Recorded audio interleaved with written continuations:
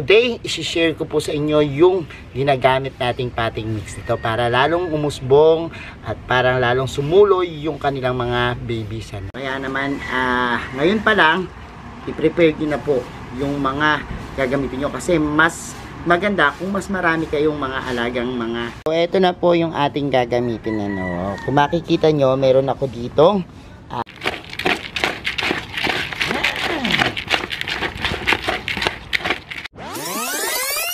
Hello everyone, this is Sir Misunao of Mini Dino Park and Eco Garden and welcome back sa ating YouTube channel. And for today's video, ano ba gagawin natin? Kasi may nagtanong sa atin kung ano yung ginagamit nating potting mix para dun sa trending na halaman na millionaire snake plants. At meron din naman ako ditong isa na aking pinropagate last time. And ayan kita nyo, may ugat-ugat na. Ito po yung ating trending na millionaire snake plants na sinasabing napakaswerte ngayon. At yan po, today isi-share ko po sa inyo yung ginagamit nating potting mix nito para lalong umusbong at parang lalong sumuloy yung kanilang mga babies. At para maging healthy siya. Ano ba yung gagawin nating potting mix na yan? Malalaman nyo sa ating pagbalik. Kaya kung ready na kayo mga ka-MVP, tutok lang po.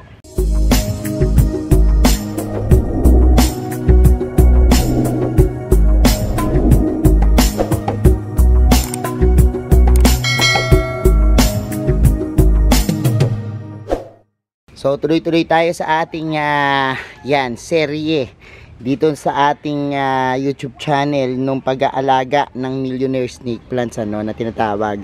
Yung ating Mansoniana, Sansevieria o Dracena, yan na yung kanyang pamilya ngayon, or minsan tinatawag din na whale pin. Pag sobrang laki tinatawag na Congo, so maraming pangalan yung ating maswerteng halaman na yan. Meron din yung iba't ibang varieties, variegated na Masoniana, meron din namang white, yan na ating itatackle din sa mga susunod nating videos. Pero marami ko kasing mga sumusuloy, at maraming nakapansin na laging merong mga tumutubo dun sa aking mga snake plants, kahit hindi po dito sa ating Masoniana, at may nagtanong kung ano raw ba ginagamit nating lupa. Actually po, ito naman pong mga lahi ng snake plants, gusto lang po nito is yung fast draining, at sabi nga hindi maarte kasi meron din nagtatanong nito sa clay. Pero alam niyo po ba na yung mga potting mix po ay nakadepende po sa ating lokasyon, kasi alam niyo naman sa ibang bansa merong ilang season lang. Dito sa atin meron pong tinatawag na 2 season, yung tag-ulan tag-araw. Kaya kung nandito kayo talagang makita nyo minsan kapag halimbawang umuulan tuloy-tuloy, pero pag tag-init naman walang pumapatak na ulan. Pero dito po sa ating bansa meron din pong iba't ibang klima, pero sabi ko nga, kung halimbawang nasa highland ka, iba yung potting mix na gagamitin mo, okay. Kapag nasa lowland ka, yung mababang area dito sa bansa natin, iba rin yung gagamitin ng potting mix. Pero ito pong tuturo ko kung saan magiging safe kayo, dahil po dun sa mga ihahalo po natin na talagang components, merong kanya-kanyang role sa pagbuo ng magandang halaman at pagsuloy ng kanilang mga babies. Ano-ano kaya yan? Tara, excited na akong gawin yan, i-share sa inyo, kaya samahan nyo ko. And we're back mga ka-MTP. Nandito na po yung mga materyales na gagamitin natin para makabuo po ng potting mix ng ating maswerteng halaman na millionaire snake plants. At sabi ko nga sa inyo, merong mga nagsasabi na ito, halaman na ito, kahit hanggang sa susunod na taon, magiging maswerte po dahil po sa papalapit na Year of Snakes. Yung mga snake plants natin ang mamamayagpag. And even naman po taon-taon, laging kasama po yan yung ating mga snake plants sa masuswerte halaman. Kaya naman, ngayon pa lang, i-prepare nyo na po yung mga gagamitin nyo kasi mas maganda kung mas marami kayong mga alagang mga snake plants, lalo na po itong millionaire snake plants natin, ano. So ano-ano nga ba yung gagamitin natin? Ayan po. Gagamit tayo ng yan, mga components dito. Inihanda ko na. Pero pakita ko siguro sa inyo ng mas malapitan para makita nyo yung itsura nila, no. Baka meron na po kayo nito sa bahay nyo. Yan po, ihanda nyo na po, ano. So eto na po yung ating gagamitin, ano. Kung makikita nyo, meron ako ditong 10 cups na merong mga components na ilalagay natin, ano. Ano ba ito? Ito po yung una, yung pamis, ano. Ang ginagamit ko po minsan matanghito or mais, no. Pwede po yan. Yan yung po yung size ng ating mga pamis, ano. Ito pong pamis natin, yan po yung mga nanggagaling, ano, sa pag-quarry, no. Minsan sa river, yan po, ano. Pero madalas po kasi yung ganitong malaking particles, yan po ay binibistay na, no. Halimbawa po, bumili kayo ng sand, ano, yung sa construction.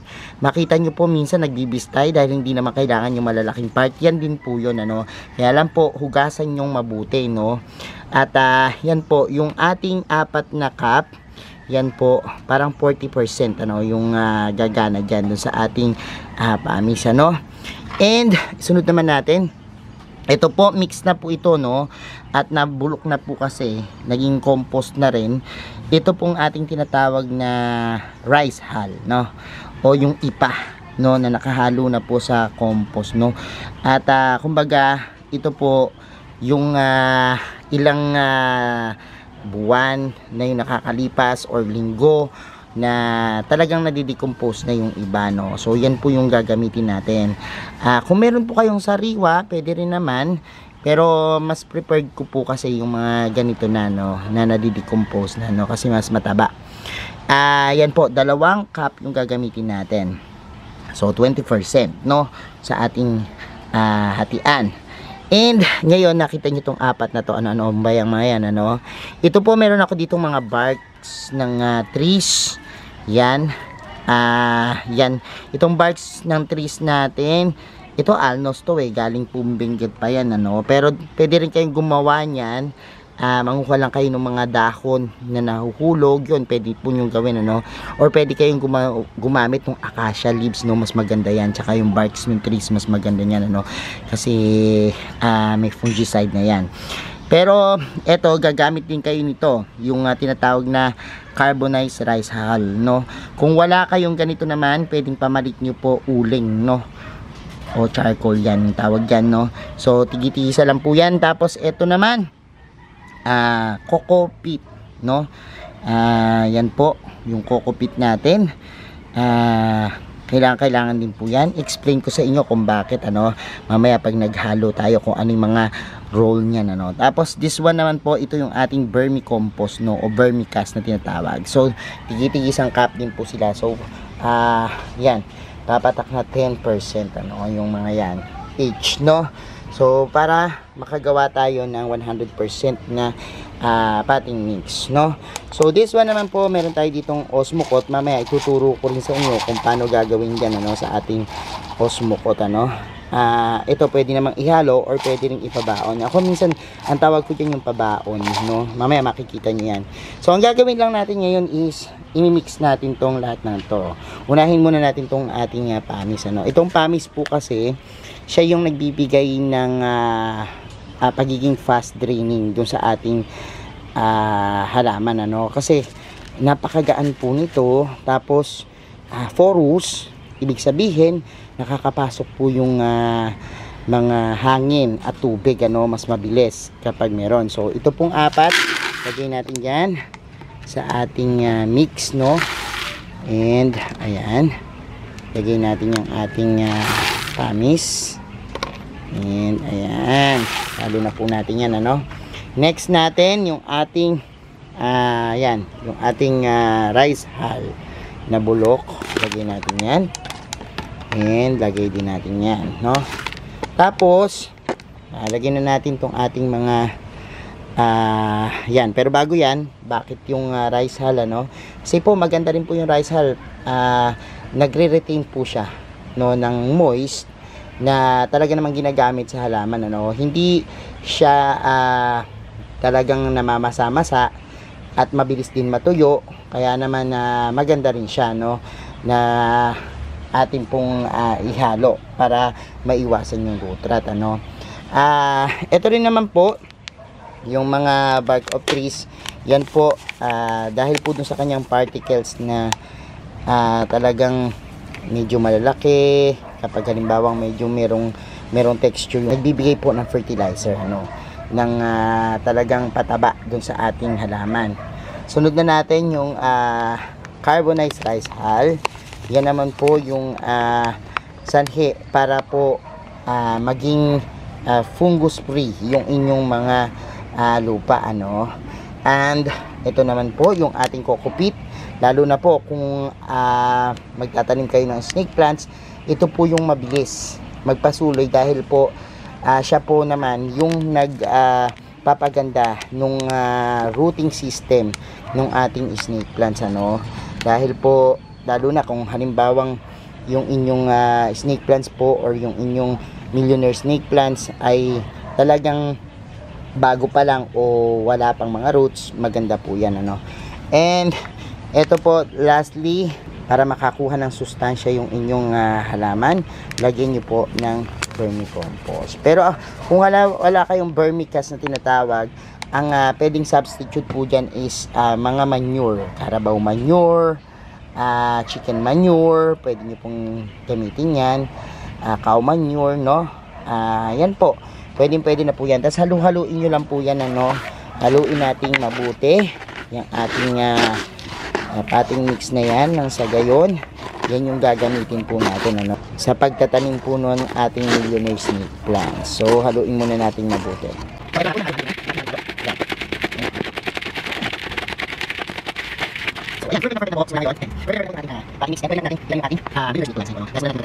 So eto na nga po at magtatanim na tayo, no. Ilagay muna tayo ng mga yan, 2 scoop nito, no. Tapos ayan, ito na yung ating millionaire snake plants na ating iriripat. Tapos ayan, lagyan natin ng another na ating mix. Ayan. So eto, pisil-pisilin lang natin ganyan yan para yan tumayo. Tapos sabi ko sa inyo, meron tayo ditong osmocot, ano. Actually, yung osmocot po natin, talagang yan po pwede nating isama na, no. Pero ako, ganyan lang po yung ginagawa ko. Binubudburan ko siya yung sa gitna. Tapos ayan. So gaano ba kadami, no? Huwag naman po masyadong marami, baka over fertilize kayo. Siguro mga 1 dakot, 2 dakot, pwede na yan, ano. Gagana na po yan. Slow release fertilizer naman po yan.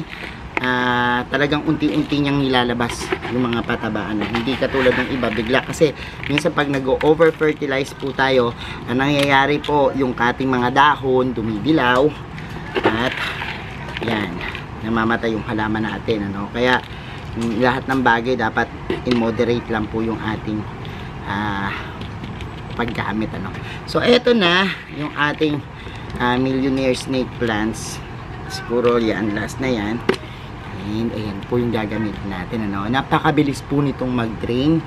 Maiiwasan nyo po yung pagkabulok ng ugat, pagkabulok ng stem, at overwatering din po, ano. Kasi kahit po napaka tibay nitong halaman nating millionaire snake plants, kapag po halimbawang nag-overwater kayo at nag-sit in dyan yung inyong mga tubig, ang mangyayari po dyan is lalambot yung ugat, mamamatay, ano. Or pwede rin po makapag-develop yan ng fungus na sanhi para kumalat sa inyong mga millionaire snake plants, ano.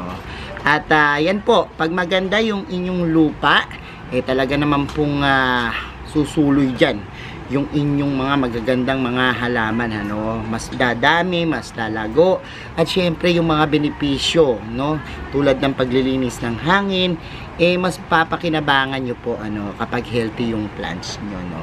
So ayan po yung ating ginawang potting mix. Sa mga nagtatanong ng potting mix na ginagamit ko, yan lang po yung aking mga ginagamit, at sigurado ko pong gaganda yung mga plants nyo, kasi yung akin ang gaganda ng mga tubo, ang dami pong mga sumuloy, So ayan mga ka-MVP, napanood nyo na po yung vlog natin for today, and I hope may natutunan kayo dyan, Sa mga hindi pa po nagsasubscribe sa ating YouTube channel, kung bet na bet nyo po yung ganitong usapan plants and gardening, mag-subscribe na po kayo, Huwag nyo kalimutang i-hit yung notification bell para laging updated sa aming latest upload. Salamat po ng marami sa lahat na nagla-like, nag-share at nagko-comment ng ating video, Pati po sa iba't iba nating social media accounts, sa ating TikTok, Instagram, Facebook pages, search lang po Hermy Sunaco or Mini Dino Park and Eco Garden, makikita nyo na yan. Salamat ng maraming mga ka-MVP, and this is Hermy Sunaco, nagsasabi sa inyo ng happy planting. Bye-bye!